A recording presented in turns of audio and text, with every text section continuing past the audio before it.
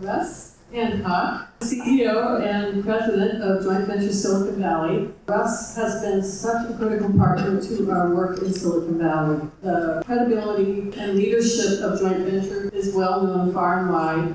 In fact, when Joint Venture gave a letter opposing Assembly Bill 2145, that sent a wow around Sacramento. So, without further ado, Russ, I'd like to welcome you to the podium.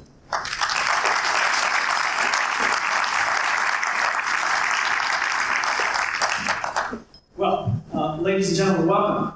It's a delight to be in front of you. I'm honored to be in front of you.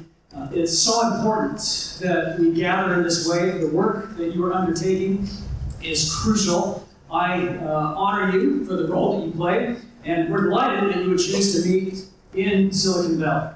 Now, I'm the President and CEO of Joint Venture Silicon Valley, and I just want to tell you a quick word about our organization, and then orient you to what we think you're going to be experiencing today. Joint Venture Silicon Valley is this organization that tries to put a framework over the entire region. It is a group that brings together our elected officials, our business leaders, our labor leaders, our college and university presidents. They all sit down at the joint venture table, and our mission is to tackle Silicon Valley's problems and opportunities, whatever they might be. And so you'll see Joint Venture doing a great deal of work on tax and fiscal issues, and education, and disaster planning, resiliency, just a whole host of things, education.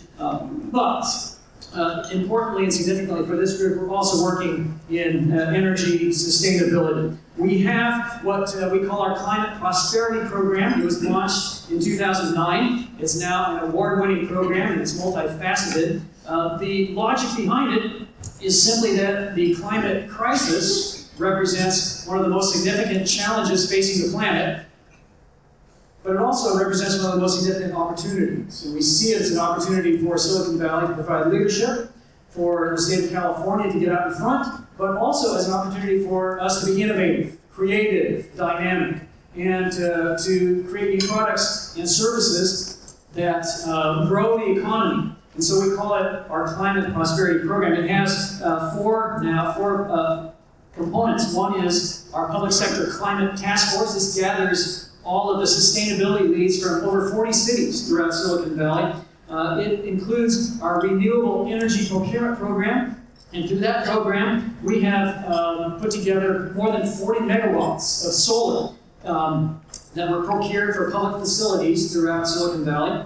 It includes our SEEDS initiative, that stands for Smart Energy Enterprise Development Zone, and that's an effort to grow a portfolio of public-private projects that are innovative, focused on smart energy, and these projects are meant to improve sustainability performance in our local energy systems. And then the last component is what we're calling mobility as a service, and because, as you know, one of the largest contributors to greenhouse gases are the combustion engines. We're trying to promote transit and other alternatives, and we're doing that through this mobility service software that we're trying to make fully integrated and interoperable. So it's possible for you to use an app on your phone and plan your trip using every kind of commute mode, public or private. So that's some of the work that we're doing in our climate prosperity portfolio. Now, I want to tell you about community choice energy and where we come down on this. Since 2013, we've tried to be strong and instrumental on this important area. And in September 2015, our board of directors voted unanimously to take a supportive position on community choice energy. And we did that because we believe it provides more competition and more choice in our local energy markets. Now, many of our member organizations are now going full force on this. San Mateo County, for example, is forming a community choice agency. It's called Peninsula Clean Energy.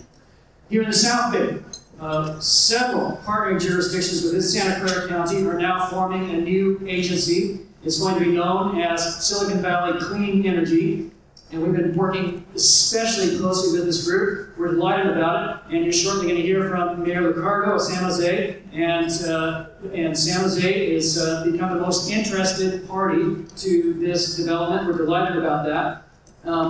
These efforts have been motivated simply because our communities view community choice as the single most impactful and cost-effective action that they can take to meet their climate action planning goals. And so we're trying to be as supportive and helpful as we possibly can. We consider this a very exciting development. The prospect of expanded access to clean energy at competitive prices on a region-wide basis is compelling. However, that being said, the joint venture, we want you to know that we see something even bigger and even more exciting taking shape. And that specifically would be that community choice represents for us an important new community-centric force. And that's one that hasn't existed before.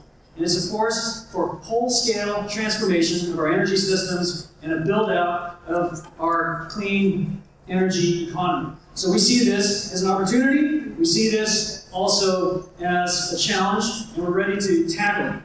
Now, you're steeped in expertise. You understand this even better than I do. I'm a guy that runs a nonprofit organization.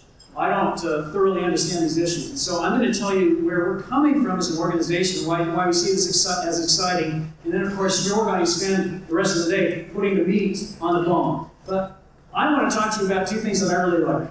One would be cake, and the other would be pie. Two of my favorite desserts, okay? So I'm going to use these to describe what we're talking about. So first, let's talk about cake. Now, historically, the way my simple mind sees this is that our utility model has been like a 3-layer cake, except that it was missing its middle layer. That's how we tend to look at it. So the top layer would be your investor-owned utility. And these are the for-profit entities. They operate without competition. And in return for that right, as you well know, they are publicly regulated, and in this case, by a 5-person state-level commission, the PUC. So that's the top level of our cake. The bottom level of our cake is all of the customers. And there are millions and millions and millions of them, highly differentiated business customers, residential customers. And what's interesting is that the IOU, the investor-owned utility, is serving those customers in a one-size-fits-all kind of approach. And the simple fact, it's not a criticism, but it's just a fact that new programs and new offerings often take years and years to develop. So there's little in the way of customer leverage or community influence in this model. Now, the reason we're excited about community choice energy is because it adds that middle layer to the cake. Community choice agencies are ratepayer-funded public entities that are governed by local elected leaders, and they are accountable to local residents and businesses. That's the key. That's the thing. Their reason for being is making progress on climate action plans and to help drive this transformation toward a cleaner economy. And importantly, these community choice agencies that we are creating and seek to create are tightly connected to those who drive municipal policy. Policy, investments, incentives, and all of these things can play a major role in rolling out new energy systems on a regional scale.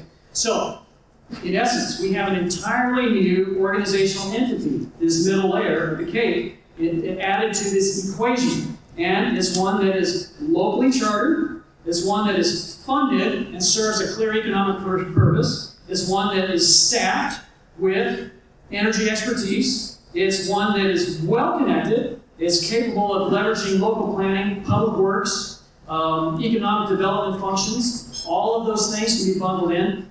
And of course, it's local, it's locally governed, it's public, it's transparent. And so this is the reason why we're so excited about community choice. It's representing a fundamentally new organizational platform to make this transition to a cleaner economy. We've never had a 3-layer cake before. Okay, now let's talk about the pie, my other favorite dessert.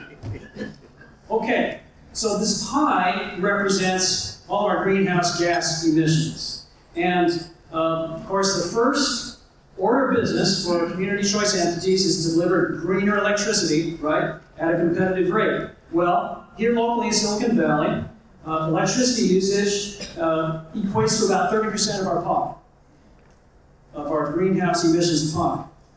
If community choice agencies were initially able to deliver electricity that's, say, 50% less intensive than the IOU, well, that immediately takes out 15% out of our pie. That's a big bite. That's fantastic. And that's a percentage that can only go up from here.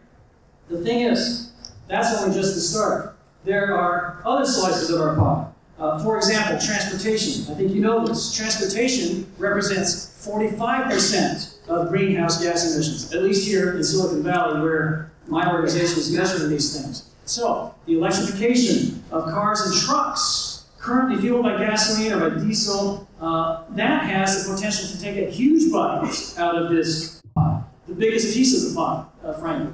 And especially if that electricity is coming from green sources. So, we need this, but to do that, we need more charging infrastructure, we need policy support, and we need innovation, frankly. And that's what we do so well in Silicon Valley and certainly in California. Now, heating applications in buildings represents another significant slice of the pie, 15% at least. So, if we're serious, we're going to be talking about zero net energy building and electrification of space and water heating, and these can take a huge bite out of this pie too. But again, we don't see that happening in any effective way unless there are local incentives, local policy, local education, and local innovation. And so this, ladies and gentlemen, is where we see pie and cake going together. I'll just sum it up because I was flashed the 1 minute sign. A community choice agency provides clean, renewable, competitively priced electricity. Furthermore, by virtue of their charter and expertise, these new organizations that you are creating are perfectly positioned to enable the local deployment of electric vehicle infrastructure, zero net energy buildings, electrification of building systems, and all the rest. Now, my final point, there's something interesting here. In this new electrified world that we're talking about, our investor-owned utility, in our case PG&E, actually delivers more electricity, not less. We don't see this as a contest between us and PG&E. We see this as a partnership and an exciting one. They must remain our vital and essential partner. So, this is our challenge, ladies and gentlemen. This is also our opportunity. I salute you for being here. I salute you for the dialogue and discussion and the decisions that will be being made today in this conference. Thank you very much.